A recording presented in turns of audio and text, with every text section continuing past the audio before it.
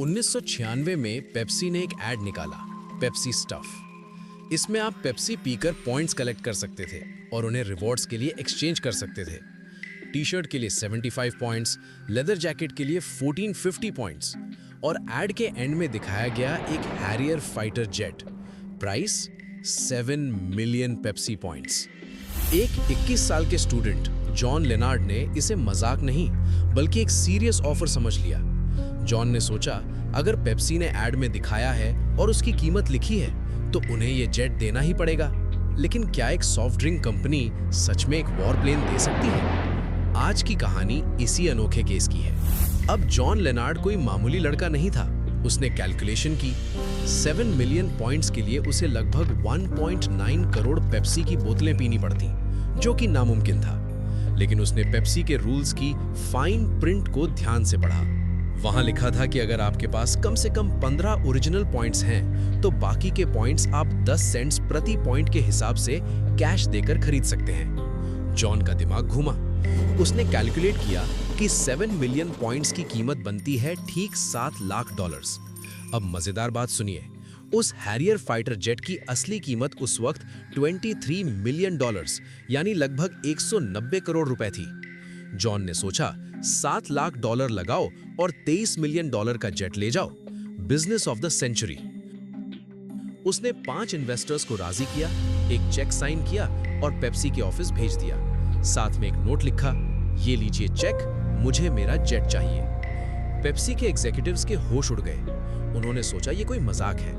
उन्होंने चेक वापस भेज दिया और कहा, बेटा ये जेट सिर्फ मजाक के लिए था, टीवी पर अच्छा लगता है, रियल में नहीं। लेकिन जॉन लेनार्ड पीछे हटने वालों में से नहीं थे। उन्होंने कहा, आपने एड में कोई डिस्क्लेमर यानी चेतावनी नहीं डाला था कि ये मजाक है। लॉ के हिसाब से ये एक बाइंडिंग कॉन्ट्रैक्ट है। उन्होंने पेप्सी पर केस कर दिया। ये केस पूरी दुनिया में हेडलाइन बन गया। लोग हैरान थे, क्या एक स्टूडेंट इतनी बड़ी कंपनी को घुटनों पर ला पाएगा? क्या अमेरिका की कोर्ट पेप्सी को एक असली फाइटर जेट देने पर मजबूर करेगी? ये केस गया जज किम्बा वुड के पास और यहाँ कोर्ट ने एक ऐसी बात कही जो आपको हमेशा याद रखनी चाहिए। जज ने यहां अप्लाई किया रीजनेबल पर्सन टेस्ट। अब इसका मतलब क्या है? सिंपल भाषा में कहे तो कॉमन सेंस का टेस्ट। जज ने कहा, कानून अंधा नहीं होता।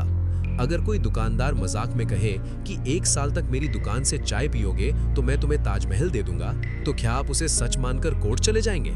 नहीं ना, क्योंकि एक समझदार इंसान या रीजनेबल पर्सन को पता है कि ये सिर्फ एक मजाक या बढ़ा चढ़ाकर कही गई बात है। जज ने जॉन के केस में 3 मुख्य बातें कही। एड का तरीका। एड में एक बच्चा जेट चलाकर स्कूल जा रहा था। पायलट की वर्दी की जगह उसने स्कूल बैग पहना था। ये साफ दिख रहा था कि ये एक फैंटेसी है। कीमत का अंतर। कोई भी कंपनी $23 मिलियन का जेट सिर्फ $7 लाख में नहीं बेचेगी। ये बात कॉमन सेंस के खिलाफ है। पफरी। कानून में इसे पफरी कहते हैं, मतलब मार्केटिंग वाला वो सफेद झूठ जो सिर्फ प्रोडक्ट को एक्साइटिंग दिखाने के लिए बोला जाता है। जैसे red bull gives you wings. Red bull पीने से सच में पंख नहीं निकलते। कोर्ट ने फैसला पेप्सी के हक में सुनाया। जज ने कहा कि ये कोई असली ऑफर नहीं था, सिर्फ विज्ञापन का हिस्सा था।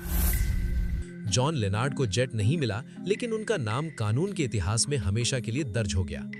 इस केस के बाद पेप्सी ने तुरंत अपना एड बदल दिया। उन्होंने जेट की कीमत 7 मिलियन से बढ़ाकर 700 मिलियन पॉइंट्स कर दी और नीचे बड़े बड़े अक्षरों में लिख दिया, जस्ट किडिंग, हम मजाक कर रहे हैं। आज की सीख, जिंदगी और कानून में हमेशा कॉमन सेंस का इस्तेमाल करें। हर चमकती चीज सोना नहीं होती और हर टीवी एड लीगल प्रॉमिस नहीं होता। विज्ञापन देखें, मजा लें, पर टर्म्स एंड कंडीशंस ध्यान से पढ़ें। आपको क्या लगता है, क्या जॉन के साथ नाइंसाफी हुई या जज का फैसला सही था?